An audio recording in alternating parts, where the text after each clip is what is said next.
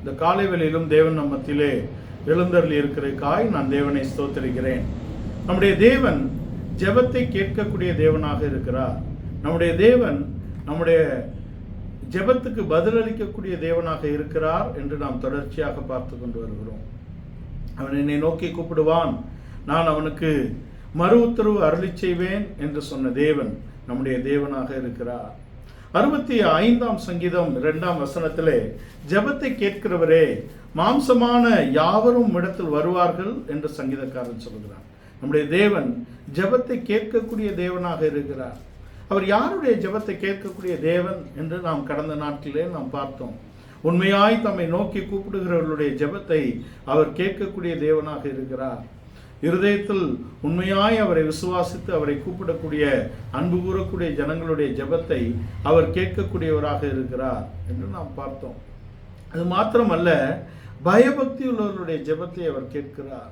தம்முடைய சித்தத்தின்படி செய்கிறவர்களுடைய ஜெபத்தை அவர் கேட்கிறார் என்றெல்லாம் நாம் கடந்த நாட்களிலே அவர் யாருடைய ஜெபங்களை கேட்கிறார் என்று நாம் பார்த்தோம். தாழ்த்தி தேவனுக்கு முன்பாக தன் தாழ்மைப்படக்கூடியவர்களுடைய ஜெபத்தை அவர் கேட்கிற தேவனாக இருக்கிறார். மெய்யாய் உண்மையாய் அவரை நோக்கி கூப்பிடுகிறவர்களுடைய ஜெபத்தை அவர் கேட்கக்கூடிய தேவனாக இருக்கிறார். பயபக்தி உள்ளவர்களுடைய ஜெபத்தை கேட்கக்கூடியவர்களாக இருக்கிறார். தம்முடைய சித்தத்தின்படி செய்ய சித்தமாக இருக்கக்கூடியவர்களுடைய ஜெபத்தை அவர் கேட்கக்கூடிய தேவனாக இருக்கிறார் என்றெல்லாம் பார்த்தோம். அடுத்தபடியாக யாருடைய ஜெபத்தை அவர் கேட்கிறதில்லை என்றும் நாம் பார்த்தோம். பாவிகளுடைய ஜெபத்தை அவர் கேட்கிறதில்லை என்று நாம் பார்த்தோம். யோவான் எழுதின சுவிசேஷம் 9ஆம் அதிகாரம் 31ஆம் வசனத்திலே, பாவிகளின் ஜெபத்துக்கு அவர் செவி கொடுக்கிறவர் அல்ல என்பதை நாம் பார்த்திருக்கிறோம். துன்மார்க்க சிந்தை இருந்தால் தேவன் நமக்கு செவி கொடுக்க மாட்டார். என் இருதயத்தில் அக்கிரம சிந்தை கொண்டிருந்தேன், ஆனால் ஆண்டவர் எனக்கு செவிகொடார் என்று சங்கீதக்காரன் 66ஆம் சங்கீதத்தின் 18ஆம் வசனத்திலே அவர் சொல்லுகிறார். அவர் அக்கிரம சிந்தை உள்ளவர்களுடைய ஜெபத்தை அவர் கேட்கிறதில்லை. ஆனால் அதே சங்கீதத்தின் 19:20 மெய்யாய் தேவன் எனக்கு செவி கொடுத்தார், என் ஜெபத்தின் சத்தத்தை கேட்டார், என் ஜெபத்தை தள்ளாமல் தமது கிருபையை என்னை விட்டு விலக்காமலும் இருந்த தேவனுக்கு ஸ்தோத்திரம் உண்டாவதாக என்று சொல்லுகிறார். அக்கிரம சிந்தை இருந்ததனால் தேவன் நம் ஜெபத்தை அவர் கேட்க மாட்டார். பாவிகளின் ஜெபத்தை அவர் கேட்கிறதில்லை. மேட்டிமை சிந்தையாக இருந்தோமானால் அவர் நம்முடைய ஜெபத்தை கேட்க மாட்டார். இருமாப்புள்ளவர்களுடைய ஜெபத்தை அவர் கேட்கிறதில்லை. கேடான சிந்தையுள்ளவர்களுடைய ஜெபத்தை அவர் கேட்கிறதில்லை. மாம்ச சிந்தையுள்ளவர்களுடைய ஜெபத்தை அவர் கேட்கிறதில்லை என்றெல்லாம் நாம் பார்த்தோம். அவர் மாம்ச சிந்தை மரணம், ஆவியின் சிந்தையோ ஜீவன் சமாதானம் என்ற இடத்திலே அங்கே ரோமர் 8ஆம் அதிகாரத்தில் எழுதப்பட்டிருக்கிறது. கேடான சிந்தை, மாம்ச சிந்தை, அக்கிரம சிந்தை, அங்கே இருமாப்பான சிந்தை நமக்குள்ளே இருந்தால் தேவன் நம்முடைய ஜெபங்களை அவர் கேட்கிறது இல்லை என்று நாம் பார்த்தோம். இரண்டாவதாக, ஏழைக்கு இறங்காதவனுடைய ஜெபத்தை அவர் கேட்கிறதில்லை. ஏழையின் கூக்குரலுக்கு தன் செவியை சாய்க்காதவனுடைய ஜெபம் கேட்கப்படுகிறதில்லை. அவன் கூக்குரலிடும்போது தேவன் அவனுடைய ஜெபத்தை கேட்கிறது இல்லை என்று நீதிமொழிகள் 21ஆம் அதிகாரத்தின் 13ஆம் வசனத்திலே அங்கே ஞானி எழுதுகிறதை நாம் வாசிக்கலாம். ஏழையின் கூக்குரலுக்கு தன் செவியை அடைத்து கொள்ளுகிறவனுடைய ஜெபம் கேட்கப்படுகிறதில்லை. தானும் சத்தமிட்டு கூப்பிடும்போது அவன் கேட்கப்பட மாட்டான் என்று அவர் சொல்லுகிறார். ஆனால் அங்கே நீதிமொழிகள் 28ஆம் அதிகாரத்தின் 27ஆம் வசனத்திலே, தரித்திரருக்கு கொடுப்பவன் தாழ்ச்சி அடையான், தன் கண்களை ஏழைகளுக்கு விளக்குகிறவனுக்கோ அநேக சாபங்கள் வரும் என்று சொல்லப்பட்டது. இப்படி ஏழைக்கு இறங்காதவனுடைய, ஏழைக்கு செவி கொடுக்காதவனுடைய, அங்கே தரித்திரருக்கு இறங்காதவனுடைய ஜெபங்கள் கேட்கப்படுகிறது இல்லை என்று நாம் பார்த்தோம். அதற்கு அடுத்தபடியாக மூன்றாவதாக, அங்கே வேத வசனத்துக்கு தன் செவியை சாய்க்காதவர்களுடைய, வேத வசனத்துக்கு தங்கள் செவியை விளக்குகிறவர்களுடைய ஜெபத்தை தேவன் கேட்கிறது இல்லை என்று சொல்லப்பட்டிருக்கிறது. வேத வசனங்களுக்கும் தேவனுடைய பரிசுத்தவான்கள் மூலமாக கொடுக்கப்படுகிற உபதேசங்களுக்கும் தன் செவியை சாய்க்காதவர்களுடைய ஜெபம் அருவருப்பாக இருக்கிறது. வேதத்தை கேளாதபடி தன் செவியை விளக்குகிறவனுடைய ஜெபம் அருவருப்பானது என்று நீதிமொழிகள் 28ஆம் அதிகாரத்தின் 9ஆம் வசனத்தில் எழுதப்பட்டிருக்கிறது. வேதத்துக்கு தன் செவியை விளக்குகிறவனுடைய ஜெபம் அங்கே அருவருப்பானது என்று சொல்லப்பட்டிருக்கிறது. அதை குறித்து சகரியா தீர்க்கதரிசி எழுதும்போது, சகரியா தீர்க்க தரிசன புஸ்தகம் 7ஆம் அதிகாரத்தின் 12-13 வசனங்களிலே வேதத்தையும் சேனைகளின் கர்த்தர் தம்முடைய ஆவியின் மூலமாய் முந்தின தீர்க்கதரிசிகளை கொண்டு சொல்லின வார்த்தைகளையும் கேளாதபடிக்கு தங்கள் இருதயத்தை வைரமாக்கினார்கள். ஆகையால் மகா கடும் கோபம் சேனைகளின் கர்த்தரிடத்திலிருந்து உண்டாயிற்று. ஆதலால் நான் கூப்பிடும்போது அவர்கள் எப்படி கேளாமல் போனார்களோ அப்படியே அவர்கள் கூப்பிடும் போதும் நானும் கேளாமல் இருந்தேன் என்று சேனைகளின் கர்த்தர் சொல்லுகிறார் என்று சகரியா தீர்க்கதரிசியின் மூலமாக இந்த வார்த்தைகள் எழுதப்பட்டிருக்கிறது. வேதத்தை கேளாதபடிக்கு உபதேசங்களுக்கும் வேத வாக்கியங்களுக்கும் இயேசு சொன்ன வார்த்தைகளுக்கும் நம்முடைய செவியை விலக்குவோமானால் நம்முடைய ஜெபங்கள் கேட்கப்படாது என்று சொல்லப்பட்டிருக்கிறது. நம்முடைய வாழ்க்கையிலே பலவிதமான சூழ்நிலைகளிலே நாம் தேவனை நோக்கி கூப்பிடும் பொழுது நம்முடைய நிலவரம் எப்படி இருக்கிறது? நம்முடைய தேவன் கேட்கிற தேவன், நம்முடைய தேவன் பதிலளிக்கக்கூடிய தேவன். தம்மை நோக்கி உண்மையாய் கூப்பிடுகிறவர்களுக்கு அவர் எப்பொழுதும் செவி கொடுத்து பதிலளிக்கக்கூடிய தேவனாக இருக்கிறார். ஒருவேளை நம்முடைய ஜெபம் கேட்கப்படவில்லை என்றால் நாம் நம்மை தான் நிதானித்து பார்க்க வேண்டும். நம்முடைய சிந்தை எப்படிப்பட்டதாக இருக்கிறது? நம்முடைய இருதயம் எப்படிப்பட்டதாக இருக்கிறது? நாம் புறத்தோற்றத்தின்படி நாம் மற்றவர்களை கணிக்கிறோம். ஆனால் தேவனோ இருதயங்களை ஆராய்ந்து அறிகிறார். நம்முடைய சிந்தனைகளை ஆராய்ந்து அறிகிறார். நம்முடைய எண்ணங்களின் தோற்றம் அவர் அறிந்திருக்கிறார் என்பதை நாம் அறிந்தவர்களாக நம்மை நாம் நிதானிக்கும்படியாக இருக்க வேண்டும். அக்கிரம சிந்தை நமக்குள் இருந்தால், மாம்ச சிந்தை நமக்குள் இருந்தால், இருமாப்பு நமக்குள் இருந்தால், கேடான சிந்தை நமக்குள் இருந்தால், துன்மார்க்கமான பாதை நமக்குள் இருந்தால், அருவருப்பான காரியங்கள் நமக்குள்ளே இருந்தால் நம்முடைய ஜெபம் கேட்கப்படாது என்பதை நாம் தெரிந்து கொள்ள. ஏழைக்கு இறங்காவிட்டால் தேவன் நமக்கு இறங்குகிறது இல்லை. ஏழைக்கு இறங்குகிறவன் கர்த்தருக்கு கடன் கொடுக்கிறான். தரித்திரனை விசாரிக்கக்கூடிய இடத்துல இருக்க வேண்டும். யோபு சொல்லுகிறார், என் வாசலில் வந்த தரித்திரனையும் திக்கற்றவர்களையும் நான் விசாரியாமல் விட்டதில்லை என்ற நீதி யோபின் இடத்தில் இருந்ததாக யோபு சொல்லுகிறார். நாம் மற்றவர்களுக்கு இறங்கக்கூடிய இடத்துல இருக்க வேண்டும். மற்றவர்களுக்கு நாம் தயை காண்பிக்கக்கூடிய இடத்துல இருக்க வேண்டும். தேவன் தயவுள்ளவர், அவருடைய பிள்ளைகளாகிய நாம் தயவுள்ளவர்களாக இருக்க வேண்டும். தேவன் இரக்கமுள்ளவர், அவருடைய பிள்ளைகளாகிய நாம் இரக்கமுள்ளவர்களாக இருக்க வேண்டும். தேவன் தாராளமாய் அவர்களுக்கு இறங்கி உதவக்கூடியவர். தேவனுடைய பிள்ளைகளாகிய நாம் மற்றவர்களுக்கு இறங்கி உதவக்கூடிய இடத்திலே இருக்க வேண்டும். தேவன் அன்புள்ளவர், நாம் அன்புள்ளவர்களாக இருக்க வேண்டும் என்பது வேதத்தின் கோட்பாடாக இருக்கிறது. நாம் அப்படி இறங்காவிட்டால் தேவன் நமக்கு இறங்குவது இல்லை என்று சொல்லப்பட்டிருக்கிறது. வேத வாக்கியங்களுக்கும் இயேசு சொன்ன உபதேசங்களுக்கும் அப்போஸ்தல உபதேசத்துக்கும் நாம் செவி சாய்க்க வேண்டும். நாம் நம்முடைய காதுகளை அதற்கு விளக்குவோமானால், நாம் வேதத்துக்கு முக்கியத்துவம் கொடுக்கவில்லை என்றால் நம்முடைய ஜெபம் அருவருப்பானதாக இருக்கும் என்பதாக அங்கே எழுதப்பட்டிருக்கு. நம்முடைய வாழ்க்கையிலே இப்படிப்பட்ட காரியங்கள் நம்முடைய ஜீவியத்திலே காணப்படாதபடிக்கு நாம் நம்ம எச்சரிக்கையாக இருக்க வேண்டும். யோபு இதை குறித்து யோபின் புஸ்தகம் 27ஆம் அதிகாரம் 8-9 வசனத்திலே, மாயக்காரன் பொருளை தேடி வைத்திருந்தாலும் தேவன் அவன் ஆத்துமாவை எடுத்துக்கொள்ளும் போது அவன் நம்பிக்கை என்ன? ஆபத்து அவன் மேல் வரும்போது தேவன் அவன் கூப்பிடுதலை கேட்பாரோ? மாயக்காரனுக்கு தேவன் செவி கொடுக்கிறது இல்லை. மாயையை பற்றி போகிறவர்கள் தங்களுக்கு அளிக்கப்படும் கிருபையை விருதாவாக்குகிறார்கள் என்று வேதம் சொல்லுகிறது. நாம் மாயையை பற்றி கொள்ளக்கூடாது. அழிவுள்ளதை, இம்மைக்குரியவைகளை நாம் பற்றி கொள்ளாத ஒரு ஜீவியத்தை நாம் ஜீவிக்க வேண்டும் என்பதாக இருக்கிறது. அப்படிப்பட்டவர்களுடைய ஜெபத்தை அப்படிப்பட்டவர்களுடைய கூப்பிடுதலை தேவன் கேட்கிறது இல்லை என்று யோபு சொல்லுகிறார். சங்கீதக்காரன் இதை குறித்து சொல்லும் பொழுது 109ஆம் சங்கீதம் 7ஆம் வசனத்திலே அவன் ஜெபம் பாவமாக கடவது என்கிறான். 5ஆம் வசனம் துவங்கி நான் உங்களுக்காக வாசிக்க கேளுங்கள். நன்மைக்கு பதிலாக எனக்கு தீமை செய்கிறார்கள், என் சிநேகத்துக்கு பதிலாக என்னை பயக்கிறார்கள், அவனுக்கு மேலாக துஷ்டனை ஏற்படுத்தி வையும். நன்மைக்கு தீமை செய்கிறவனுக்கு விரோதமாக ஒரு ஜெபத்தை இங்கே சங்கீதக்காரன் நேரெடுக்கிறதை நாம் பார்க்கிறோம். நன்மைக்கு பதிலாக தீமை செய்கிறார்கள், நம்முடைய சிநேகத்துக்கு பதிலாக என்னை பயக்கிறார்கள், அவனுக்கு மேலாக துஷ்டனை ஏற்படுத்தும். நன்மைக்கு பதிலாக தீமை செய்கிறவனுடைய வாழ்க்கையிலே துஷ்டன் தான் அவனை ஆளக்கூடிய இடத்துல இருக்கிறான். அங்கே சிநேகத்துக்கு பதிலாக பகையை கொண்டு வரக்கூடியவனுடைய வாழ்க்கையிலே அங்கே துஷ்டன்தான் அவனை ஆளும்படியாக தேவன் ஒப்பு கொடுக்கக்கூடிய இடத்தில் இருக்கிறது. சாத்தான் அவன் வலது பக்கத்தில் நிற்பானாக என்று சொல்லுகிறார். அவன் நியாயம் விசாரிக்கப்படும் போது அவன் குற்றவாளியாக கடவன், அவன் ஜெபம் பாவமாக கடவது என்று சொல்லுகிறார். இப்படிப்பட்ட நன்மைக்கு தீமை செய்து சிநேகத்துக்கு பகையை கொண்டு வரக்கூடியவனுடைய ஜெபம் பாவமாக இருக்கும். நியாய தீர்ப்பிலே அவன் விசாரிக்கப்படும் போது அவன் குற்றவாளியாக தீர்க்கப்படுவான், அவனுடைய ஜெபம் பாவமாக இருக்கும் என்று சங்கீதக்காரன் சொல்லுகிறான்.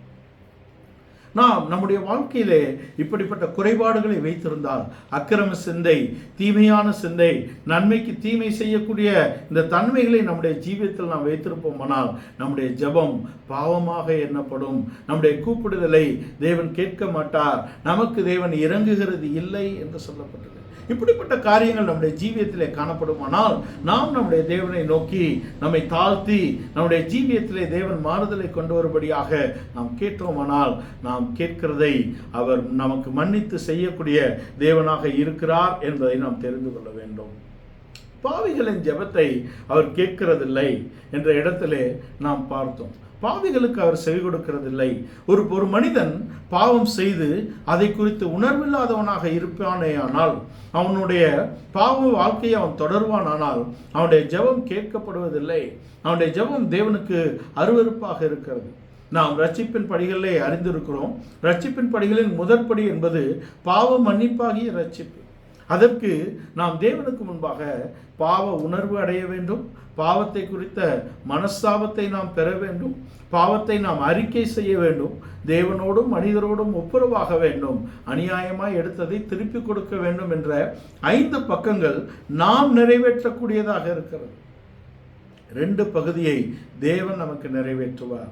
இந்த 5 காரியங்களை நம்முடைய வாழ்க்கையிலே நாம் செய்தால் 2 பக்கம் தேவன் நிறைவேற்றுவார். தேவன் நம்மை நீதிகரித்து நம்மை பரிசுத்தப்படுத்துவார் என்பது அவருடைய பக்கம்.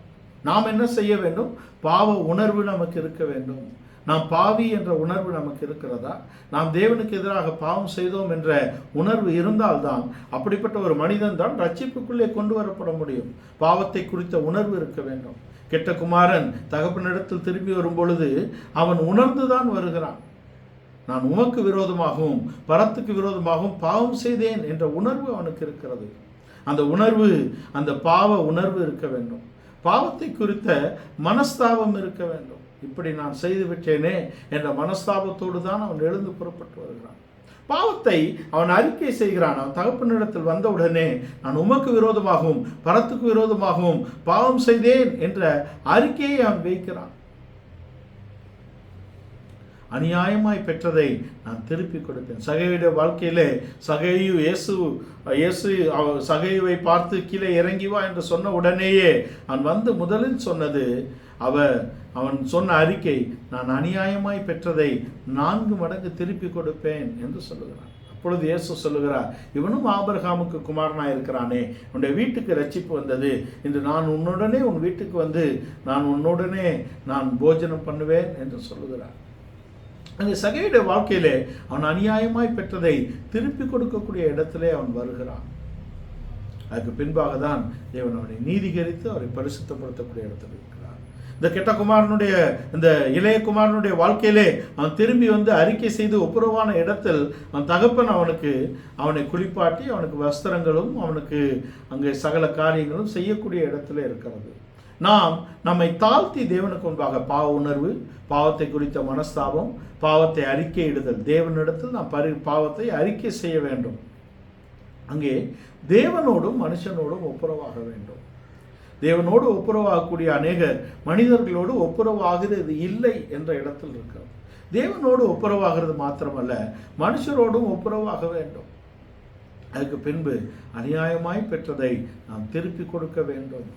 உன் சகோதரனுக்கு உன்னை குறித்து அங்கே மனத்தாங்கல் இருக்குமானால், குறைவு இருக்குமானால், நீ உன் பலியை வைத்துவிட்டு முதலாவது போய் உன் சகோதரனிடத்தில் ஒப்புரவாகு என்ற உபதேசத்தை வேதம் நமக்கு சொல்லுகிறது. நாம் மனிதனிடத்திலும் ஒப்புரவாக வேண்டும், தேவனிடத்திலும் ஒப்புரவாக வேண்டும் என்ற இடத்திலே இந்த 5 காரியங்களையும் நாம் செய்தால் தேவன் நம்மை நீதிகரித்து நம்மை பரிசுத்தப்படுத்துவார், நம்மை நீதிமான்களாக்குகிறார் என்ற இடத்திலே அவர் கொண்டு வருகிறார். இது நாம் தாழ்த்தும் பொழுதுதான் தேவன் நமக்கு இறங்க முடியும்.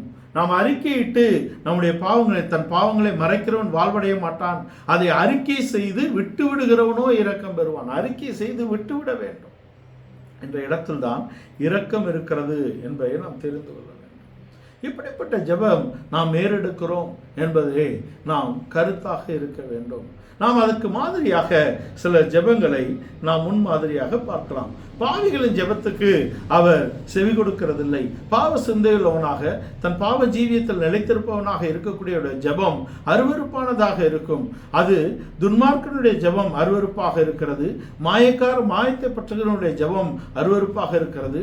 நன்மைக்கு தீமை செய்கிறவனுடைய ஜெபம் அங்கே அருவருப்பாக பாவமாக கிடவது என்று சொல்லப்பட்டிருக்கிறது. இப்படிப்பட்ட சிந்தனைகள் நமக்குள்ளே இருந்தால் நாம் அதை அகற்றிவிட்டு நாம் கிறிஸ்துவின் சிந்தையை தரித்துக் கொள்ள வேண்டும். கிறிஸ்துவின் சிந்தை என்பது தாழ்மை. நான் சாந்தமும் மனத்தாழ்மையுமாய் இருக்கிறேன். என்னிடத்தில் வந்து என் நுகத்தை ஏற்றுக்கொண்டு என்னிடத்தில் கற்றுக்கொள்ளுங்கள் என்று சொல்லுகிறார். என் நுகம் லகுவாயும் என் நுகம் மெதுவாயும் என் சுமை லகுவாயும் இருக்கிறது என்று கொண்டு வருகிறார். இயேசு கிறிஸ்துவின் தன்மைகளை நாம் அடையும்படியாக அழைக்கப்பட்டிருக்கிறோம். நம்முடைய சிந்தை எப்படிப்பட்டதாக இருக்கிறது? நாம் எத்தகையவர்களாக இருக்கிறோம்? இந்த மாம்ச சிந்தையோ, ஒரு அக்கிரம சிந்தையோ, ஒரு துன்மார்க்கமான சிந்தையோ, ஒரு இருமாப்பான சிந்தையோ நம்முடைய ஜீவியத்தில் இல்லாதபடிக்கு நாம் ஆவியின் சிந்தை என்ற இடத்தில் வர வேண்டும். ஆவியின் சிந்தை தான் ஜீவன் சமாதானம் கொண்டு வருகிறது. தாழ்மையான சிந்தை கிறிஸ்துவின் சிந்தை, பாடுகளின் சிந்தை என்று நாம் பார்த்தோம். தாழ்மையான ஒரு சிந்தை நமக்கு வேண்டும். கிறிஸ்துவின் பாடுகளின் சிந்தையை நாம் ஆயுதமாக தரித்துக் கொள்ள வேண்டும் என்று 1 பேதுரு 4 எழுதுகிறார். அப்படி நாம் தரித்து கொண்டோமானால் நாம் பாவத்தை விட்டு நீங்கி இருப்போம் என்று சொல்லப்பட்டிருக்கிறது. கிறிஸ்துவின் சிந்தையாகிய தாழ்மையை தரித்துக் கொள்ள வேண்டும். அவர் சாந்தம், மனத்தாழ்மை என்ற இடத்திலே நீடிய பொறுமை என்ற அவருடைய தன்மைகளை நாம் தரித்துக் கொள்ள வேண்டும். கிறிஸ்துவின் பாடுகளின் ஐக்கியம் என்பதை நாம் அங்கே ஆயுதமாக, அந்த பாடுகளின் சிந்தையை ஆயுதமாக தரித்துக் கொள்ள வேண்டும். இப்படி நாம் இருக்க வேண்டும் என்பதுதான் கிறிஸ்துவில் தேவன் நம்மேல் வைத்திருக்கக்கூடிய திட்டமாக இருக்கிறது என்பதை நாம் தெரிந்து கொள்ளலாம்.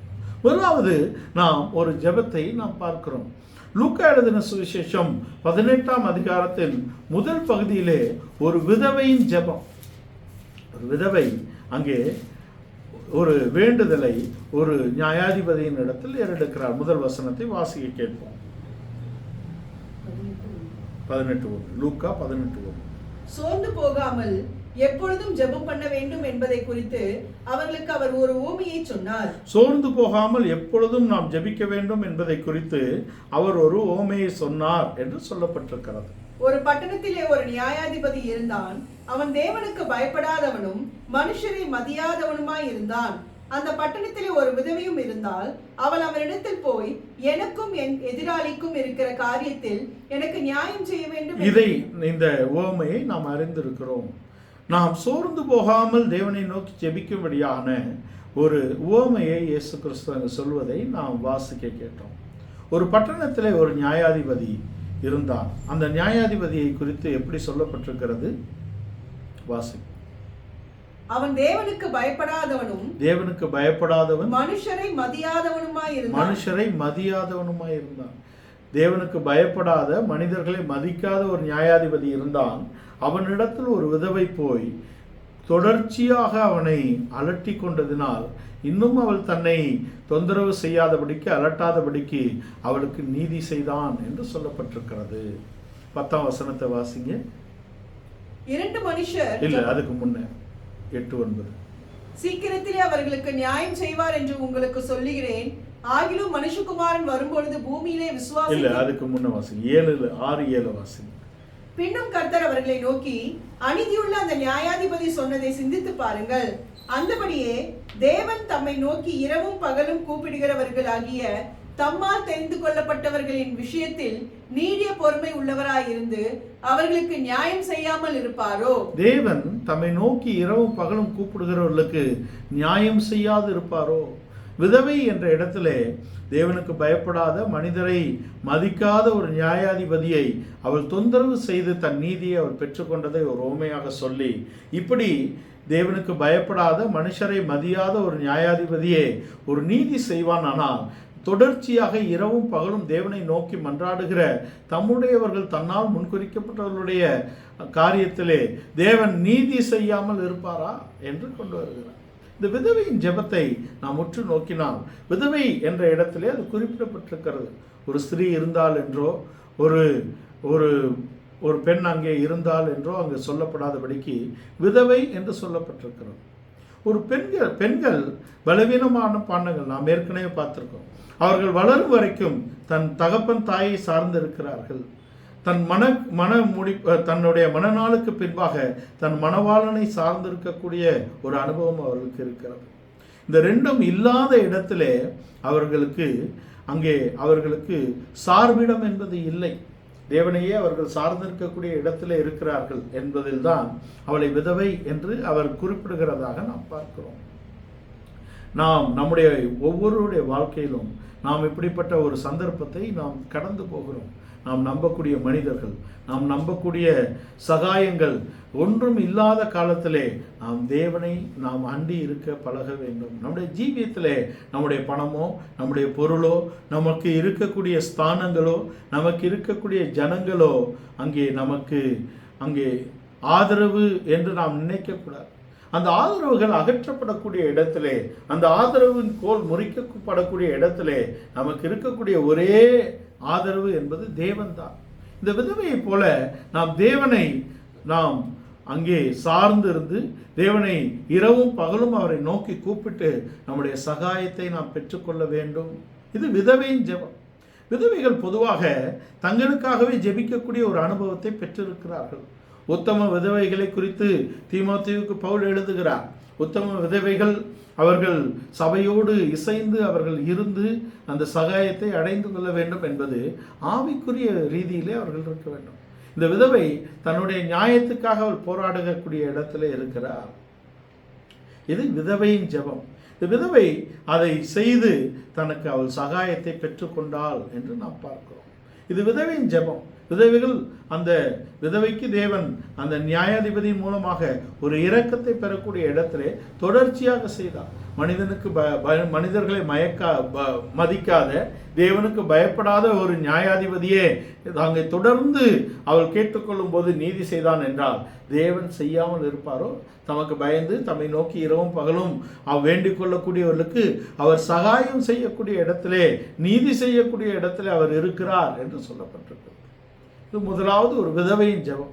இரண்டாவது, அதே அதிகாரத்தின் 10-11 வசனங்களிலே 2 மனிதர்கள் ஜெபிக்கக்கூடிய ஓமையை இயேசு கிறிஸ்து அங்கே சொல்லுகிறார். ஒன்று அங்கே பரிசேயன், இன்னொன்று ஆயக்காரன். இந்த பரிசேயனுடைய ஜெபம் எப்படிப்பட்டதாக இருக்கிறது? இந்த பரிசேயனுடைய ஜெபத்தை நாம் அறிந்திருக்கிறோம். அவன் தன்னுடைய நீதியை நம்பி அவன் வாழக்கூடிய ஒரு மனிதனாக இருக்கிறான். நான் தசமபாகம் கொடுக்கிறேன், நான் எல்லாவற்றிலும் சரியாக இருக்கிறேன், நான் 2 வாரத்துக்கு 2 வேளை உபவாசம் இருக்கிறேன், அந்த ஆயக்காரனை போல நான் இல்லை என்றெல்லாம் அவன் ஜெபிக்கிறான். சுய நீதியை நம்பி நாம் தேவனிடத்தில் போனால் நாம் வெட்கப்பட்டு போவது நிச்சயம். நம்முடைய நீதிகளோ, நாம் சரியாக வாழ்கிறோம், நான் சரியாக செய்கிறேன், நான் உத்தமமாக நடக்கிறேன், நான் சபை காரியங்களிலே உண்மையாக இருக்கிறேன், என் ஜீவியத்திலே தேவனுக்கு பயந்து உண்மையாக நடக்கிறேன், அதனாலே தேவன் எனக்கு செய்ய வேண்டும் என்ற எண்ணம் தவறான எண்ணமாக இருக்கிறது. தேவன் நமக்கு இறங்க வேண்டும். அதற்கு நாம் தேவனுக்கு முன்பாக நம்மை தாழ்த்த வேண்டும். தேவன் இறங்கும்படியாக நம்மை தாழ்த்த வேண்டும். நம்முடைய சுய நீதிகள் எல்லாம் அழுக்கான கந்தையாக இருக்கிறது. நம்முடைய சுய நீதி தேவனுக்கு முன்பாக அது செல்லா காசு, அது ஒன்றத்துக்கும் உதவாது. நம்முடைய நீதியோ, நம்முடைய நீதியின் கிரியைகளோ நம்மை பரிபூர்ணப்படுத்த முடியுமா? அது முடியாது என்ற இடத்தில் இருக்கிறது. இந்த பரிசேயன் மற்றவர்களை அற்பமாக ஒப்பிடக்கூடிய இடத்திலே இருக்கிறான். மற்றவர்களை அற்பமாக எண்ணி, நம்முடைய நீதியை மேலானதாக எண்ணி, நாம் தேவன் நம்முடைய ஜெபத்துக்கு செவி கொடுக்க வேண்டும் என்ற ஜெபம் எப்படி கேட்கப்படும்? இது கேட்கப்படாத ஜெபத்தின் பட்டியலிலே சென்று விட்டது. ஆனால் அந்த ஆயக்காரன் எப்படிப்பட்டவனாக இருக்கிறான்? 13ஆம் வசனத்திலே அவன் ஆலயத்துக்கு கிட்டே போகவில்லை, வானத்தை அண்ணாந்து பார்க்க அவன் துணியவில்லை, நான் பாவி என்று தன் மார்பிலே அடித்துக் கொள்கிறான். நான் நோக்கி பார்க்கவும் தகுதியற்றவன் என்று தன்னை தாழ்த்துகிறான். தன்னை தாழ்த்துகிற இடத்திலே தேவன் அவனிடத்தில் அல்ல இவனிடத்திலே என்று அங்கு சொல்லுகிறார். 11ஆம் வசனம் வாசிங்களேன். ஆயக்காரன் தூரத்திலே நின்று தன் கண்களையும் வானத்துக்கு ஏறெடுக்க துணியாமல் தன் மார்பிலே அடித்துக்கொண்டு, தேவனே, பாவியாகி என்மேல் கிருபையா இரும் என்றான். அவனல்ல, இவனே நீதிமானாக்கப்பட்டவனாய் தன் வீட்டுக்கு திரும்பி போனான் என்று உங்களுக்கு சொல்லுகிறேன். அவனல்ல இவனே என்றால் தேவனுடைய சமூகம் யார் பக்கத்தில் இருக்கிறது? அவன் என்று அவர் பரிசேயனை சொல்லுகிறார் என்றால் அவன் தேவ சமூகத்துக்கு தூரமாக இருக்கிறான். இவன் என்று ஆயக்காரனை சொல்லுகிறார் என்றால் தேவ சமூகம் ஆயக்காரனுக்கு பக்கத்தில் இருக்கிறது என்பதை நாம் தெரிந்து கொள்ள வேண்டும். தாழ்மையுள்ளவர்களுக்கு தேவன் கிருபை அளிக்கிறார். பெருமையுள்ளவர்களையோ தேவன் எதிர்த்து நிற்கிறார். தேவனை எதிர்த்து நாம் ஜீவிக்க முடியுமா? சுயநீதியோடு நாம் தேவனிடத்தில் சேர முடியுமா? சுயநீதி அங்கே தேவனிடத்தில் எடுபடுமா? நம்முடைய வாழ்க்கையின் அங்கே நீதி நிறைவேறுதல் அங்கே தேவனிடத்தில் நீதியை நமக்கு கொண்டு வருமா? நியாயப்பிரமாணத்தின் செய்கைக்காரர் யாவரும் அங்கே நீதிக்கு உட்பட முழுவதும் முடியவில்லை, அதன்படி செய்கிறவர்கள் பிழைப்பார்கள் என்று சொல்லப்பட்டிருக்கிறது. நியாயப்பிரமாணம் நீதி உள்ளதுதான். நியாயப்பிரமாணத்தின் நீதி என்பது கிரியையின் நீதி. அந்த கிரியை நீதி பரிபூர்ணமாக மனிதகுலம் செய்து முடிக்கவில்லை என்ற இடத்தில் தான் அது இருக்கிறது. கிறிஸ்து அந்த நீதியை நிறைவேற்றி நம்மை நீதிமான்கள் ஆக்கக்கூடிய இடத்திலே அவர் வந்திருக்கிறார். இந்த பரிசேயனுடைய நீதி, சுயநீதி அங்கே எடுபடவில்லை. இதை தேவன் அருவருக்கக்கூடிய ஒரு விஷயமாக இருக்கிறது. நம்முடைய சுயநீதிகளை நாம் மேன்மை பாராட்டி, நம்முடைய ஜீவியத்தின் மேன்மையான பக்கங்களை நாம் மேன்மை பாராட்டி தேவனிடத்தில் ஒரு சகாயத்தையும் நாம் பெற்றுக்கொள்ள முடியாது. அவன் தன்னுடைய காணிக்கை, தசமபாகம், தன்னுடைய ஜீவியம், தேவனுடைய கோட்பாடுகள் எல்லாவற்றிலும் அவன் சரியாக இருக்கிறான். உபவாசிக்கிறதிலும் தேவனை தேடுகிறதிலும் சரியாக இருக்கிறான். அதனாலே தேவன் அவனுக்கு பதிலளிக்க வேண்டும் என்று அவன் விரும்புகிறான். அதல்ல, தாழ்மையுள்ள ஆயக்காரனுக்கு அவர் இறங்கினார் என்பதை பார்க்கிறோம். இப்படிப்பட்ட இடத்துல தானியேலின் புஸ்தகம், தானியேல் தீர்க்கதரிசியின் புஸ்தகம் 9ஆம் அதிகாரத்தின் 18ஆம் வசனத்திலே, என் தேவனே, உம்முடைய செவியை சாய்த்து கேட்டருளும், உம்முடைய கண்களை திறந்து எங்கள் பாலிடங்களையும் உமது நாமம் தரிக்கப்பட்டிருக்கிற நகரத்தையும் பார்த்தருளும். நாங்கள் எங்கள் நீதிகளை அல்ல, உம்முடைய மிகுந்த இரக்கங்களையே நம்பி எங்கள் விண்ணப்பங்களை உமக்கு முன்பாக செலுத்துகிறோம் என்று தானியேல் தீர்க்கதரிசி சொல்கிறார். எங்களுடைய நீதிகள் அல்ல, உம்முடைய மிகுந்த இரக்கம். எங்களுடைய நீதிகள் அல்ல, உம்முடைய மிகுந்த இரக்கத்தினால் எங்களுக்கு இறங்கும் என்று அங்கே தானியேல் தீர்க்கதரிசி சொல்கிறார். யோசியா ராஜா அங்கே தாழ்த்துகிறான். அங்கே முடிவு வருகிறது. 2 ராஜாக்கள் 22ஆம் அதிகாரம் 19-20 வசனங்களிலே, நான் இந்த ஸ்தலத்துக்கு அதன் குடிகளுக்கும் விரோதமாக அவர்கள் பாலும் சாவும் ஆவார்கள் என்று சொன்னதை கேட்டபோது என் இருதயம் இளகி, நீ கர்த்தருக்கு முன்பாக உன்னை தாழ்த்தி உன் வஸ்திரங்களை கிழித்து கொண்டு எனக்கு முன்பாக அழுதபடியினால் நானும் உன் விண்ணப்பத்தை கேட்டேன். ஆகையால் இதோ நான் உன்னை உன் பிதாக்கள் அண்டையிலே சேர்த்து கொள்வேன். நீ சமாதானத்தோட உன் கல்லறையில் சேர்வாய். நான் இந்த ஸ்தலத்தின் மேல் வரப்பண்ணும் சகல பொல்லாப்பையும் உன் கண்கள் காண்பதில்லை என்று கர்த்தர் சொல்லுகிறார் என்று யோசியாவுக்கு சொல்லப்பட்டது. எருசலேமின் மேல், யூதா தேசத்தின் மேல் வரக்கூடிய நியாய தீர்ப்பின் வார்த்தைகளை அவன் கேட்டபோது அவன் தன்னை தாழ்த்தினான். தாழ்த்தின இடத்திலே இவைகள் எல்லாம் நீ காணாதபடிக்கு தேவன் உனக்கு கிருபை தருவார் என்று சொல்லப்பட்டிருக்கிறது. தாழ்மையுள்ளவர்களுக்கு அவர் கிருபை அளிக்கக்கூடிய தேவனாக இருக்கிறார் என்பதை நாம் தெரிந்து கொள்ள வேண்டும். தாழ்த்துகிற ஒரு ஜெபத்தை பார்த்தோம், ஒப்பிட்டு சுயநீதியினால் பண்ணின ஒரு ஜெபத்தை பார்த்தோம், ஒரு விதவையின் ஜெபத்தை பார்த்தோம்.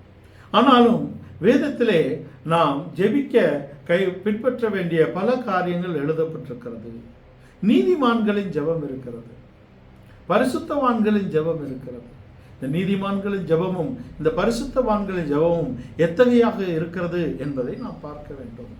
நீதிமான்களின் ஜெபம் எப்பொழுதும் கேட்டு பதிலளிக்கக்கூடிய இடத்திலே இருக்கிறது.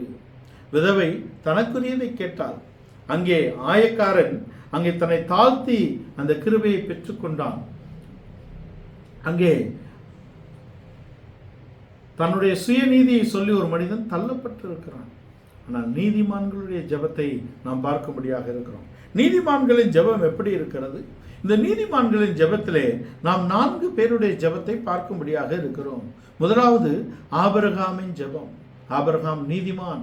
அவருடைய ஜெபம் எப்படி கேட்கப்பட்டது என்று சொல்லப்பட்டிருக்கிறது. ஆபிரகாமின் ஜெபம். அடுத்தது அங்கே யோபின் ஜெபம். யோபு நீதிமானுடைய ஜெபம். அதுக்கு அடுத்தது எலியாவின் ஜெபம். அடுத்தபடியாக சாமுவேலின் ஜெபம் என்று 4 நீதிமான்களின் ஜெபத்தை நாம் ஒப்பனையாக இந்த இடத்திலே பார்க்கும்படியாக இருக்கிறோம். ஆதியாகமம் 20ஆம் அதிகாரம் 17-18 வசனத்திலே அங்கே ஆபிரகாம் அங்கே அபிமெலேக்கின் வீட்டாருக்காக அவன் ஜெபத்தை ஏறெடுக்கக்கூடிய இடத்திலே இருக்கிறான். அபிமெலேக்கின் வீட்டார் அங்கு ஆபிரகாமின் மேல் கை போட்ட விஷயத்திலே, ஆபிரகாமின் குடும்பத்திலே தலையிட்ட விஷயத்திலே, சாராளை கொண்டு போன விஷயத்தில் அவர்கள் சபிக்கப்பட்டதையும் அவர்களுடைய கர்ப்பத்தை தேவன் அடைத்து போட்டார். இப்பொழுது ஆபிரகாம் அவர்களுக்காக வேண்டிக் கொள்ளும்படியாக இருக்கிறார். ஆபிரகாமுடைய மனைவியாகிய சாராளை நிமித்தம் கர்த்தர் அபிமெலேக்குடைய வீட்டாரின் கர்ப்பங்களை எல்லாம் அடைத்தபடியால் ஆபிரகாம் தேவனை நோக்கி வேண்டிக் கொண்டான். அப்பொழுது தேவன் அபிமெலேக்கையும் அவன் மனைவியையும் அவன் வேலைக்காரரையும் குணமாக்கி பிள்ளை பெறும்படி அனுக்கிரகம் பண்ணினார். நீதிமான்களுடைய ஜெபம் கேட்கப்படுகிறது.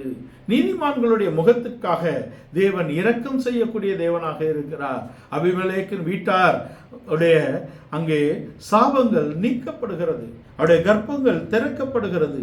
நீதிமானுடைய ஆபிரகாமுடைய வேண்டுதல் அங்கே கேட்கப்படுகிறது என்பதை நாம் அறிந்து கொள்ள வேண்டும். லோத்துக்காகவும் ஆபிரகாமுடைய வேண்டுதல் கேட்கப்பட்டது. ஆனால் அதிலிருந்து லோத்து அங்கே சோதம் குமோராவிலிருந்து ரட்சிக்கப்பட்டாலும் கூட அவன் தன்னுடைய ஜீவியத்தில் வேறு பகுதிக்கு போய்விட்டார் என்பதை நாம் அறிந்திருக்கிறோம். ஆபிரகாமுக்கு தேவன் செவி கொடுக்கக்கூடிய இடத்திலே நீதிமானின் ஜெபத்தை தேவன் கேட்டு பதிலளிக்கக்கூடிய இடத்திலே இருக்கிறார். யாக்கோபு அப்போஸ்தலன் சொல்லும்போது சொல்லுகிறார், நீதிமானுடைய ஊக்கமான ஜெபம் அது நமக்கு விடுதலையை கொண்டு வரக்கூடிய இடத்திலே இருக்கிறது என்று நாம் பார்க்கிறோம். ஆபிரகாமுடைய ஜெபத்தை கேட்டு அபிமெலேக்கின் வீட்டாரை தேவன் விடுதலையாக்கினார் என்று நாம் பார்த்தோம். யோபுடைய விஷயத்திலே யோபின் நண்பர்கள் அவர்கள் தேவனுக்கு விரோதமாக பேசினார்கள். சாவதானமாக அவர்கள் பேசவில்லை, ஜாக்கிரதையாக பேசவில்லை என்ற இடத்திலே அவர்கள் மேல் குற்றம் சுமந்து விட்டது. இப்பொழுது தேவன் சொல்லுகிறார், நீங்கள் யோபின் இடத்தில் போங்க, சர்வாங்க தகன பலிகளை எடுத்துக்கொண்டு யோபின் இடத்தில் போங்க, யோபு உங்களுக்காக வேண்டுதல் செய்வான், அவன் முகத்துக்காக நான் உங்களுக்கு விடுதலை தருவேன். யோபின் புஸ்தகம் 42ஆம் அதிகாரம் 8ஆம் வசனத்திலே, ஆதலால் நீங்கள் 7 காளைகளையும் 7 ஆட்டுக்கடாக்களையும் தெரிந்து கொண்டு என் தாசனாகிய யோபினிடத்தில் போய் உங்களுக்காக சர்வாங்க தகன பலிகளை இடுங்கள். என் தாசனாகிய யோபும் உங்களுக்காக வேண்டுதல் செய்வான், நான் அவன் முகத்தை பார்த்து உங்கள் புத்தீனத்துக்கு தக்கதாக நடத்தாதிருப்பேன். என் தாசனாகிய யோபு பேசினது போல நீங்கள் என்னை குறித்து நிதானமாய் பேசவில்லை என்றார். தேவனை குறித்து நிதானமாய் பேசவில்லை என்ற இடத்திலே யோபின் நண்பர்கள் மீது தேவனுக்கு கடுங்கோபம் வந்துவிட்டது. ஆனால் அதை நீக்கிக் கொள்ளும்படியாக நீங்கள் யோபின் இடத்தில் போங்கள், அவன் உங்களுக்காக சர்வாங்க தகனங்களை இட்டு உங்களுக்காக வேண்டுதல் செய்வான், நான் அவன் முகத்தை பார்த்து உங்கள் புத்தியினத்துக்கு தக்கதாக உங்களுக்கு செய்யாதிருப்பேன். நீதிமானுடைய முகத்துக்காக தேவன் இறங்கக்கூடிய இடத்திலே இருக்கிறார். ஆபிரகாமுக்காக தேவன் இறங்கி அங்கே அபிமெலேக்கின் வீட்டாரை அவர் அந்த கர்ப்பத்தை திறந்தார். அங்கே ஆபிரகாமுக்கு அவர் செவி கொடுத்து லோத்தை அவர் சோதம் குமோராவிலிருந்து மீட்டு கொண்டு வந்தார். யோபின் வார்த்தைகள், யோபின் முகத்துக்காக அவனுடைய நண்பர்களுடைய ஜெபத்தை அவர் கேட்டார் என்று நாம் பார்க்கிறோம். ஆபிரகாம் ஒரு நீதிமான், அவனுடைய ஜெபங்கள் கேட்கப்பட்டது. யோபின் நீதிமானுடைய முகத்துக்காக அவருடைய நண்பர்களுக்கு அவர் இரக்கம் செய்தார். எலியாவின் நீதி என்பது அவன் மழையை நிறுத்தினான், மழையை வர செய்தான். ரெண்டையும் யாக்கோபு நிருபம் 5ஆம் அதிகாரம், யாக்கோபு எழுதின நிருபம் 5ஆம் அதிகாரம் 17-18 வசனங்களிலே அது எழுதப்பட்டிருக்கிறது. எலியா என்பவன் நம்மை போல பாடுள்ள மனுஷனாய் இருந்தும் மழை பெய்யாதபடிக்கு கருத்தாய் ஜெபம் பண்ணினான். அப்பொழுது 3 வருஷம் 6 மாதம் பூமியின் மேல் மழை பெய்யவில்லை. மறுபடியும் ஜெபம் பண்ணினான், அப்பொழுது வானம் மழையை பொழிந்து பூமி தன் பலனை தந்தது என்று சொல்லப்பட்டிருக்கிறது. எலியா கருத்தாய் ஜெபம் பண்ணினான். நீதிமானுடைய கருத்தான ஜெபம். நாம் தேவ சமூகத்திலே அளப்பக்கூடாது. தேவ சமூகத்திலே நாம் கருத்தாய் ஜெபிக்கக்கூடியவர்களாக இருக்க வேண்டும் என்பதாக இருக்கிறது. எலியாவின் கருத்தான ஜெபத்தினால் அங்கே மழை நிறுத்தப்பட்டது மாத்திரமல்ல, மழை மீண்டும் பெய்தது என்ற இடத்திலே பூமி தன் பலனை தரத்தக்கதாக எலியாவின் ஜெபம் அங்கே கேட்கப்பட்டது என்பதை நாம் தெரிந்து கொள்ள வேண்டும். அது மாத்திரமல்ல, சாமுவேலுடைய வாழ்க்கையிலே சாமுவேல் ஜெபத்தை ஏறெடுத்தார். ராஜா வேண்டும் என்று அவர்கள் கேட்டாலும் கூட 12ஆம் அதிகாரத்தின் 23ஆம் வசனத்திலே நானும் உங்களுக்காக விண்ணப்பம் செய்யாதிருப்பேன் ஆகில் கர்த்தருக்கு விரோதமாக பாவம் செய்கிறவனாய் இருப்பேன். அது எனக்கு தூரமாய் இருப்பதாக. நன்மையும் செவ்வையுமான வழியை நான் உங்களுக்கு போதிப்பேன் என்று சாமுவேல் சொல்கிறார். இஸ்ரவேல் ஜனங்கள் சாமுவேலை புறக்கணித்தாலும் கூட சாமுவேல் இஸ்ரவேலுக்காக வேண்டுதல்கள் விண்ணப்பங்கள் செய்யக்கூடிய இடத்திலே என் விண்ணப்பம் உங்களுக்காக இருக்கிறது, நான் உங்களுக்காக விண்ணப்பம் செய்யாமல் போனால் அது கர்த்தருக்கு முன்பாக பாவமாக இருக்கும் என்று சாமுவேல் சொல்லுகிறார். இது நீதிமான்களின் ஜெபமாக இருக்கிறது. இந்த விதவையின் ஜெபத்திலும் இந்த நீதிமான்களின் ஜெபத்திலும் அங்கே ஒரு குறைபாடு இருக்கிறதை நாம் காணலாம். என்ன குறைபாடு என்றால், அவர்கள் இம்மைக்கான காரியங்களுக்காக ஜெபித்தார்கள், விடை கிடைத்தது இல்லை என்று நான் சொல்லவில்லை. அது குறைபாடு என்பது என்ன? 1 கொரிந்தியர் 15ஆம் அதிகாரத்தின் 19ஆம் வசனத்திலே இம்மைக்காக மாத்திரம் நாம் கிறிஸ்துவின் மேல் நம்பிக்கையுள்ளவர்களாக இருந்தால் நாம் மிகவும் பரிதவிக்கப்பட்டவர்களாக இருப்போம் என்று அங்கே பவுல் அப்போஸ்தலன் சொல்லுகிறார். அங்கே நீதிமான்களின் ஜெபம் என்பது அவர்கள் இம்மைக்கான காரியங்களை ஜெபித்தார்கள், அவருடைய ஜெபங்களுக்கு எல்லாம் அங்கே பதில் அளிக்கப்பட்டது, அவர்கள் ஜெபங்கள் கேட்கப்பட்டு அங்கே காரியங்கள் நடந்தது மெய்தான். ஆபிரகாம் ஜெபித்தான், அபிமெலேக்கின் வீட்டார் விடுவிக்கப்பட்டார்கள். ஆபிரகாம் ஜெபித்தார், லோத்து சோதோம் கொமோராவின் தீக்கு அங்கே இரையாகாதபடிக்கு தப்பிக்கப்பட்டது மெய்தான். அங்கே யோபின் ஜெபத்தை கேட்டு யோபின் முகத்துக்காக யோபின் நண்பர்களுக்கு தேவன் இறங்கினார், மெய். எலியாவின் ஜெபத்தை கேட்டு மழை நிறுத்தப்பட்டது, மழை பெய்தது, ரெண்டும் உண்மைதான்.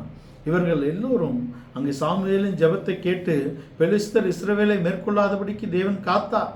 சாமுவேலின் நாளெல்லாம் பெலிஸ்தர் அவர் இஸ்ரவேலை மேற்கொள்ளவில்லை என்று சொல்லப்பட்டிருக்கிறது. இது எல்லாம் இம்மைக்குரிய காரியங்களை பற்றினதாகவே இருக்கிறது. ஆனால் இதிலும் மேற்பட்ட ஒரு ஜெபம் இருக்கிறது, அதற்கு நாம் போக வேண்டும். நீதிமான்களின் ஜெபம் சரிதான், ஆனால் அது பூமிக்குரிய காரியங்களிலேயே இருந்ததே. அதை காட்டிலும் மேலான ஒரு ஜெபத்தை தான் வேதம் நமக்கு போதிக்கும்படியாக இருக்கிறது. அது பரிசுத்தவான்களின் ஜெபம். பரிசுத்தவான்களின் ஜெபம் என்பது துதி ஸ்தோத்திரத்தோடு கூடியதாக இருக்கிறது. பரிசுத்தவான்களின் ஜெபம் அங்கே இம்மைக்குரியதை அல்ல, மறுமைக்குரியதை நோக்கியதாக இருக்கிறது. தேவனை துதிக்கக்கூடிய துதியும் ஸ்தோத்திரமும் அவருடைய வாழ்க்கையிலே காணப்படுகிறதை நாம் பார்க்க வேண்டும். பரிசுத்தவான்கள் எப்பொழுதும் தேவனை துதிக்கக்கூடிய இடத்திலும் தேவனை ஸ்தோத்தரிக்கக்கூடிய இடத்திலும் இருக்கிறார்கள். துதி என்பது தேவன் நம்முடைய வாழ்க்கையிலே செய்த, நம்முடைய ஜீவியத்திலே செய்த மகிமையான காரியங்களை குறித்ததாக இருக்கிறது. ஸ்தோத்திரம் என்பது தேவன் நம்முடைய வாழ்க்கையிலே நம்முடைய ஆவி ஆத்ம சரீரத்துக்கு அவர் செய்த நன்மைகளை குறித்து நாம் செய்யக்கூடியதாக இருக்கிறது. பரிசுத்தவான்களின் ஜெபம் என்பது தூபமாக ஏறெடுக்கப்படுகிறது என்று சொல்லப்பட்டிருக்கிறது. வெளிப்படுத்தின விசேஷம் 5ஆம் அதிகாரத்தின் 8ஆம் வசனத்தை நாம் வாசிக்க கேட்போம். வெளிப்படுத்தின விசேஷம் 5ஆம் அதிகாரம் 8ஆம் வசனம். அந்த புத்தகத்தை அவர் வாங்கின போது அந்த 4 ஜீவன்களும் 24 மூப்பர்களும் தங்கள் சுரமண்டலங்களையும் பரிசுத்தவான்களுடைய ஜபங்களாகிய தூப வர்க்கத்தால் நிறைந்த பொற்கலசங்களையும் பிடித்துக்கொண்டு, பரிசுத்தவான்களுடைய ஜெபத்தினால் நிறைந்த தூப வர்க்கம் நிறைந்த அந்த பாத்திரத்தை பிடித்துக்கொண்டு, பொற்கலசத்தை பிடித்துக்கொண்டு ஆட்டுக்குட்டியானவருக்கு முன்பாக வணக்கமாய் விழுந்து, தேவரீர் புஸ்தகத்தை வாங்கவும் அதன் முத்திரைகளை உடைக்கவும் பாத்திரராய் இருக்கிறீர் என்று சொன்னார்கள். இது பரிசுத்தவான்களுடைய தூப வர்க்கம் நிறைந்த பொற்கலசம் என்று எழுதப்பட்டிருக்கிறது. இதுதான் பரிசுத்தவான்களுடைய தூபம். இது தூபபீடத்திலே கொட்டப்பட்டு அது ஒன்றும் இல்லாதபடிக்கு போகக்கூடியதாக இருக்கிறது.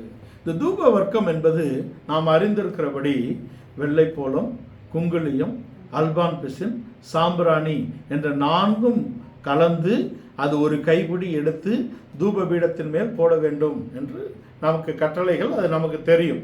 அங்கே தூப வர்க்கம் முழுவதும் எழுந்து அதன் சுகந்த வாசனையை தேவன் நுகரக்கூடிய இடத்துல இருக்கிறார் என்பதை நாம் அறிந்து கொள்ள வேண்டும். இந்த தூப வர்க்கம் முழுவதும் அங்கே எரிந்து ஒன்றுமில்லாமல் போகும். பரிசுத்தவான்கள் தங்கள் ஜீவனை ஊற்றி ஜெபிக்கக்கூடிய ஜெபத்திலே தேவன் பிரியமாக இருக்கிறார். விண்ணப்பம், வேண்டுதல், சோத்திரம், ஜெபம் இதெல்லாம் அளவாக சரியாக இருக்கும்படியாக பரிசுத்தவான்களுடைய அங்கே ஜெபம் இருக்கிறது. அவர்கள் ஸ்துதியோடும் சோத்திரத்தோடும் விண்ணப்பங்கள், வேண்டுதல்கள் எடுக்கக்கூடிய இடத்திலே இவைகள் எல்லாம் இம்மைக்குரியவைகளோடு சம்பந்தப்படாதபடிக்கு மறுமைக்குரிய காரியங்களோடு அவர்கள் சம்பந்தப்படுத்துகிறார்கள் என்பதை நாம் தெரிந்து கொள்ள வேண்டும். இதுதான் பரிசுத்தவான்களுடைய ஜெபம். அவர்கள் அங்கே பரிசுத்தவான்களுடைய ஜெபம் எப்படி கேட்கப்படுகிறது என்பதை நாம் பார்க்க வேண்டும். பவுலும் சீலாவும் அங்கே சிறைச்சாலையிலே அடைப்பட்டு இருக்கிறார்கள். அவர்களுடைய கழுத்துகளும் கால்களும் அங்கே மரத்திலே கட்டப்பட்டிருக்கிறது. ஆனாலும் அவர்கள் தேவனை ஸ்தோத்தரித்து பாடி அவர்கள் துதித்து கொண்டிருக்கிறார்கள். அவரை ஸ்தோத்தரித்து பாடி துதிக்கக்கூடிய இடத்திலே அங்கே அவர்கள் விடுதலையாக்கப்பட்டது மாத்திரமல்ல, அங்கே சிறைச்சாலைக்காரனுடைய வாழ்க்கையும் அங்கே ரட்சிக்கப்படுகிறது, அவனுடைய ஜீவனும் அங்கே தப்பிக்கப்படுகிறது, அங்கே ஜீவரட்சனை உண்டாகிறது என்பதை நாம் பார்க்க வேண்டும். துதி ஸ்தோத்திரத்தினாலே அவர்கள் இம்மைக்காக மாத்திரமல்ல மறுமைக்கானவைகளை அவர்கள் ஏறெடுக்கக்கூடிய இடத்திலே இருந்தார்கள். எல்லா சூழ்நிலைகளிலும் தேவனை பாடி ஸ்தோத்தரிக்கக்கூடிய ஒரு வாழ்க்கை. தானியேலுடைய வாழ்க்கையிலே அவன் அங்கு சிங்க கவியிலே போடப்பட்ட போது அவன் தேவனை நோக்கி அவன் தேவனை ஸ்தோத்தரித்து மகிமைப்படுத்தின இடத்திலே தேவதூதன் அனுப்பப்பட்ட சிங்கங்கள் வாய்கள் அங்கே கட்டப்பட்டது. அங்கே யூதா சகோதரர்கள் தீயிலே போடப்பட்ட இடத்திலே அனனியா, அசரியா, மிஷாவேல் என்ற 3 பேரும் தீயிலே போடப்பட்ட போது அவர்கள் தேவனை மகிமைப்படுத்தக்கூடிய இடத்திலே 4ஆம் மனிதனின் சாயலை ராஜா கண்டான் என்பதை நாம் பார்க்கிறோம். பரிசுத்தவான்களுடைய ஜெபம் அது இம்மைக்குரியதாக மாத்திரம் அல்லாமல் அது மறுமைக்குரியதாக இருக்கிறது. எங்கள் புறமான மனிதனானது அழிந்தும் உள்ளான மனிதனானது நாளுக்கு நாள் பலப்படும் என்று பவுல் அப்போஸ்தலன் 2 கொரிந்தியர் 4ஆம் அதிகாரத்தின் கடைசியிலே சொல்லுகிறார். அது இம்மைக்கானது அல்ல, அது மறுமைக்கானதாக இருக்கிறது, அது நித்தியத்துக்கானதாக இருக்கிறது, அது தேவனுடைய நோக்கம் நிறைவேறும்படியாக இருக்கிறது. தேவன் நம்முடைய வாழ்க்கையிலே செய்த மகிமையான காரியங்களுக்காக நாம் தேவனை துதிக்க வேண்டும். அவர் நம்முடைய ஜீவியத்திலே செய்த காரியங்களுக்காக நாம் அவருக்கு நன்றி செலுத்த வேண்டும். இதுதான் பரிசுத்தவான்களின் ஜெபம். நீதிமான்களின் ஜெபத்தை காட்டிலும் பரிசுத்தவான்களின் ஜெபத்திலே ஒரு மேன்மையான பக்கம் இருக்கிறது என்பதை நாம் தெரிந்து கொள்ள வேண்டும்.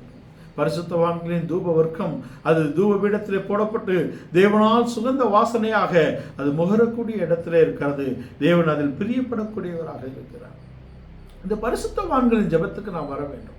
இம்மைக்கான காரியங்களை விட்டு நாம் ஆவிக்குரிய காரியங்களிலே நாம் கருத்துள்ளவர்களாக ஜெபிக்கக்கூடிய இடத்தில் நாம் வர வேண்டும். அதற்கு மேற்பட்ட ஜெபம் ஒன்று இருக்கிறது.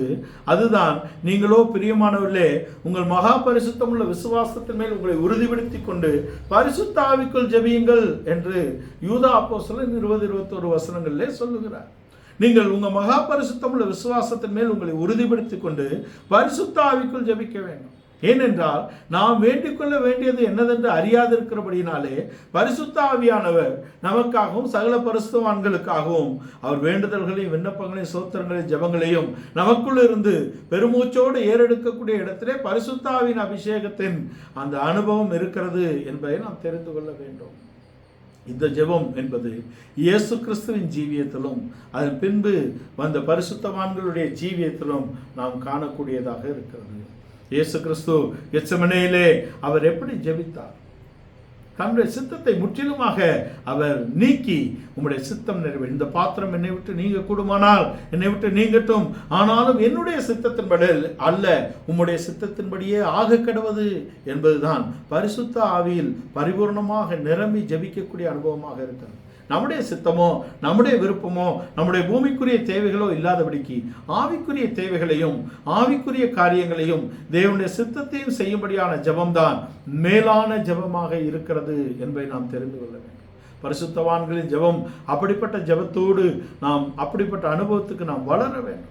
பரிசுத்தவான்களின் ஜெபம் ஆவிக்குரிய காரியங்களை பற்றினதாகவே இருக்கிறது. பரிசுத்த ஆவியின் நிறைவிலே அதை செய்யக்கூடிய இடத்திலே தேவ சித்தத்தின் நிறைவும் நம்முடைய ஜீவியத்தின் நிறைவும் கலந்த இடத்திலே பரிசுத்த ஆவியானவர் நமக்காக பெருமூச்சுகளோடு ஜெபிக்கக்கூடிய அனுபவத்திலே இருக்கிறார். இயேசு கிறிஸ்து அப்படிப்பட்ட ஒரு ஜெபத்தை தான் அவர் செய்தார். அதுக்கு பின்பாக அப்போஸ்தலர்களும் இப்படிப்பட்ட ஜெபத்தையே அவர்கள் செய்தார்கள் என்பதை நாம் அறிந்திருக்கிறோம். அப்போஸ்தலர் நடவடிக்கைகள் 7ஆம் அதிகாரத்தில் ஸ்தேவான் அவனுக்கு எதிராக வந்த ஒவ்வொருவருக்கும் அவன் வேண்டுதல் செய்ததை நாம் அறிந்திருக்கிறோம். இவர்கள் பாவங்களை இவர்களுக்கு மன்னி, இவர்கள் செய்கிறது என்னதென்று இவர்கள் அறியாதிருக்கிறார்களே என்று சொன்ன இயேசு கிறிஸ்துவின் அதே வார்த்தைகளை தானும் அவன் உச்சரித்தான். அங்கே அவர் எழுந்து நின்று அவனை வரவேற்கக்கூடிய இடத்திலே குமாரனை அவன் கண்டான் என்பது பரிசுத்தவான்களின் ஜெபமாக இருக்கிறது. ஜெபத்திலே இந்த பரிசுத்தவான்களின் ஜெபத்தின் ஒரு பகுதியிலே அவர்கள் இங்கே பூமியிலே செய்த எல்லாம் கேட்கப்பட்டது. அது மாத்திரமல்ல, அவர்கள் ஆவிக்குரிய ரீதியிலும் ஏறெடுத்த ஜெபங்களின் நிறைவேறுதலை நாம் பார்க்கிறோம். இயேசு கிறிஸ்துவின் ஜெபத்தின் நிறைவு என்பது அவர் பிதாவின் வலது பாரிசத்திலிருந்து இப்பொழுதும் நமக்காக வேண்டுதல் செய்கிறவராக அவர் இருக்கிறார் என்பதை நாம் தெரிந்து கொள்ள வேண்டும். நாம் சந்தோஷமான தருணங்களில் பல தருணங்களிலே நாம் ஜெபத்தை தவற விடுகிறது இருக்கிறது. சில பரிசுத்தவான்களை பார்க்க போகும் பொழுதோ மற்ற இடங்களில் நாம் இருக்கும் பொழுதோ நாம் சந்தோஷமான பல தருணங்களிலே நாம் ஜெபத்தின் தருணங்களை நாம் மறந்திருக்கிறோம், இருந்திருக்கிறோம், இல்லை என்று சொல்லுவேன். ஆனால் இயேசு கிறிஸ்துவை நினைத்து பாருங்கள், அவர் பரிபூர்ணமான சந்தோஷத்தின் மத்தியிலே இருக்கிறார். பிதாவின் வலது பாரிசத்தில் அவர் இருக்கிறார். அந்த தருணத்திலும் நம்மை குறித்து மறவாதவராக, நமக்காக எப்பொழுதும் அவர் பரிந்து பேசக்கூடியவராக இருக்கிறார் என்பதை நாம் அந்த பரிசுத்தவான்களின் ஜெபத்தின் மேன்மையிலே பார்க்கிறோம். நாம் மற்றவர்களுக்காக ஜெபிக்கக்கூடிய இடத்திலே, நாம் மற்றவர்களுக்காக கரிசனையாக இருக்கக்கூடிய இடத்திலே, ஆவிக்குரிய தேவ சித்தம் செய்யக்கூடிய இடத்திலே நம்முடைய ஜெபங்கள் இருக்கும்படியாக பரிசுத்த ஆவியின் நிறைவு நம்முடைய ஜீவியத்திலே கொடுக்கப்பட்டிருக்கிறது. அதை தான் யூதா அப்போஸ்தலன் சொல்லுகிறார், நீங்கள் உங்கள் மகா பரிசுத்தம் உள்ள விசுவாசத்தின் மேல் உங்களை உறுதிப்படுத்திக் கொண்டு பரிசுத்த ஆவிக்குள் ஜெபிக்க வேண்டும். பவுல் அப்போஸ்தலன் அங்கே எபேசுக்கு அவர் அதை தான் எழுதுகிறார். எபேசியருக்கு எழுத நிருபம் 1ஆம் அதிகாரம் 16ஆம் வசனத்தை நாம் வாசிக்க கேட்போம். எபேசியருக்கு எழுத நிருபம் 1ஆம் அதிகாரம் 16ஆம் வசனத்திலே அவர்களுக்காக அவர் ஸ்தோத்திரங்களை ஏறெடுக்கிறார். உங்களை நினைக்கும் போதெல்லாம் நான் தேவனை ஸ்தோத்திரிக்கிறேன். வாசி. இடைவிடாமல் உங்களுக்கு ஸ்தோத்திரம் பண்ணி என் ஜெபங்களில் உங்களை நினைத்து. ஏன் அப்படின்னு மேல வாசிக்கணும். 15 வாசிக்கணும். ஆனபடியினாலே கர்த்தராகிய இயேசுவின் மேல் உள்ள உங்கள் விசுவாசத்தையும், கர்த்தராகிய இயேசுவின் மேல் உள்ள உங்கள் விசுவாசத்தையும், பரிசுத்தவான்கள் எல்லார் மேலும் உள்ள உங்கள் அன்பையும் குறித்து, பரிசுத்தவான்கள் எல்லார் மேலும் உள்ள உங்கள் அன்பையும் நான் கேள்விப்பட்டு இடைவிடாமல் உங்களுக்காக ஸ்தோத்திரம் பண்ணி என் ஜெபங்களில் உங்களை நினைக்கிறேன். இடைவிடாமல் ஸ்தோத்திரம் பண்ணி என் ஜெபங்களில் உங்களை நினைக்கிறேன் என்று சொல்லுகிறார். பிலிப்பியருக்கு எழுதின நிருபம் 1ஆம் அதிகாரம் 6, 7, 8 வசனங்களிலே அதை தான் சொல்லுகிறார். உங்களில் நற்கிரியை தொடங்கினவர் கிறிஸ்துவின் நாள் பரியந்தம் அதை நிறைவேற்றி முடிப்பார் என்று நம்பி உங்களை நினைக்கும் போதெல்லாம் நான் தேவனை ஸ்தோத்தரிக்கிறேன். வாசி. பிலிப்பியர் 6:7. நான் உங்களை நினைக்கிற பொழுதெல்லாம் என் தேவனை ஸ்தோத்தரிக்கிறேன். 5:6. பிலிப்பியர் 1ஆம் அதிகாரம் 5-6 வசனம். உங்களின் நற்கிரியை தொடங்கினவர் அதை இயேசு கிறிஸ்துவின் நாள் பரியந்த முடிய நடத்தி வருவார் என்று நம்பி நான் உங்களை நினைக்கிற பொழுதெல்லாம் என் தேவனை ஸ்தோத்தரிக்கிறேன். உங்களை நினைக்கும் போதெல்லாம் நான் தேவனை ஸ்தோத்தரிக்கிறேன் என்று இது பரிசுத்தாவின் நிறைவினால் அவர்கள் செய்யக்கூடிய ஸ்தோத்திர ஜெபமாக இருக்கிறது. இந்த நீதிமான்களின் ஜெபத்திலும் இந்த பரிசுத்தவான்களின் ஜெபத்திலும் 2 வித்தியாசங்களை நாம் பார்த்தோம். ஒன்று, பூமிக்குரிய தேவைகளை அவர்கள் கேட்டார்கள். நீதிமான்கள் இது தேவ சித்தத்தின்படி செய்யக்கூடியதை கேட்டார்கள். இது ஏற்றுமதி இறக்குமதி என்ற 2 பக்கத்திலே நாம் பார்க்கிறோம். நீதிமான்களின் ஜெபம் என்பது பரலோகத்திலிருந்து இறக்குமதியை கொண்டு வந்தது. தேவைகளை சந்திக்கக்கூடிய இடத்திலே இருந்தது. அவர்கள் கேட்டார்கள். அபிமெலேக்கின் வீட்டார் விடுவிக்கப்பட்டார்கள். லோத்து அங்கே விடுவிக்கப்பட்டான். மழையை நிறுத்தினார்கள், மழையை வரச் செய்தார்கள். யோபு தன் சிநேகிதருக்காக ஜெபித்தான், அவர்கள் மன்னிக்கப்பட்டார்கள். சாமுவேல் இஸ்ரவேலுக்காக ஜெபங்களை ஏறெடுத்தார். பெலிஸ்தர்கள் அவர்களை மேற்கொள்ளவில்லை. எல்லாம் இம்மைக்காக அவர்கள் செய்த ஜெபம் என்பது பரலோகத்திலிருந்து சகாயத்தை இறங்கி வர செய்தது. ஆனால் பரிசுத்தவான்களின் ஜெபம் என்பது ஏற்றுமதி செய்யக்கூடியதாக இருக்கிறது. ஸ்தோத்திரங்களை ஏறெடுக்கும் பொழுது அது ஏற்றுமதி, துதியை ஏறெடுக்கும் போது அது ஏற்றுமதி, அது கிருபையை கொண்டு வரக்கூடியதாக இருக்கிறது. ஜீவனை காட்டிலும் கிருபை பெரியது. இந்த கிருபையை கொண்டு வரும்படியாக ஸ்தோத்திரங்களை ஏறெடுக்கிறார்கள். அநேகருடைய ஸ்தோத்திரத்தினாலே கிருபை பெருகுகிறது என்று 2 கொரிந்தியர் 1 அதிகாரத்திலே போல் சொல்லுகிறார். அநேகருடைய ஸ்தோத்திரத்தினாலே கிருபை பெருகக்கூடியதாக இருக்கிறது. இந்த கிருபையினாலே நாம் ஜீவிக்கிறோம். இந்த கிருபை என்பது நாம் தேவனை அறிகிற அறிவுக்காக நமக்கு கொடுக்கப்பட்டிருக்கிறது. தேவனுடைய அன்பிலே நாம் வளரும்படியாக கொடுக்கப்பட்டிருக்கு. நம்முடைய ஜீவியத்திலே ஒரு பரிபூர்ணத்தை அடையும்படியாக கொடுக்கப்பட்டிருக்கிறது. விதவையின் ஜெபத்தில் குறைபாடு என்ன? தங்களுக்காகவே ஜெபிக்கக்கூடிய இடத்தில் இருக்கிறார்கள். நீதிமான்கள் ஜெபம் என்ன? எழுத்துக்குரிய காரியங்களை, ஆசீர்வாதங்களை பெற்றுக்கொள்ளக்கூடிய இடத்தில் இருக்கிறது. ஆனால் இந்த பரிசுத்தவான்களின் ஜெபம் என்பது அது ஆவிக்குரிய ஆசீர்வாதத்தை கொண்டு வரக்கூடியதாக இருக்கிறது. ஆவிக்குரிய ஆசீர்வாதம் வரக்கூடிய இடத்துல மத்தேயு 6:33 படி நாம் எல்லா ஆசீர்வாதங்களையும் நாம் பெற்றுக்கொள்கிறோம். முதலாவது தேவனுடைய ராஜ்யத்தை, அது நீதியை தேடுங்கள், மற்ற எல்லாம் நமக்கு கொடுக்கப்படுகிறது என்ற இடத்துல எல்லா விதமான பரிபூர்ணத்தினாலும் நாம் நிரப்பப்படக்கூடிய ஒரு ஜெப ஜீவியத்தை நாம் பெற்றுக்கொள்ள வேண்டும்.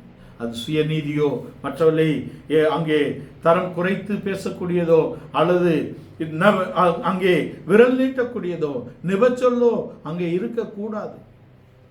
தாழ்த்தி நாம் தேவனிடத்தில் நாம் கேட்க வேண்டும்.